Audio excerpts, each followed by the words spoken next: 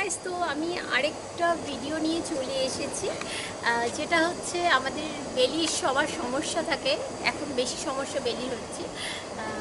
তলপেট এবং থাই যদি আমরা কমাতে চাই, যে এক্সারসাইজটা করতে হবে, চলুন সেটা আমি করে দেখাই। এইভাবে হাতটা তুলবেন প্রথমে, তারপরে এইভাবে বসবেন। 1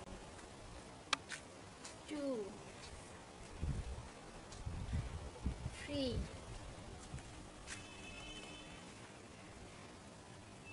4 5 6 7 8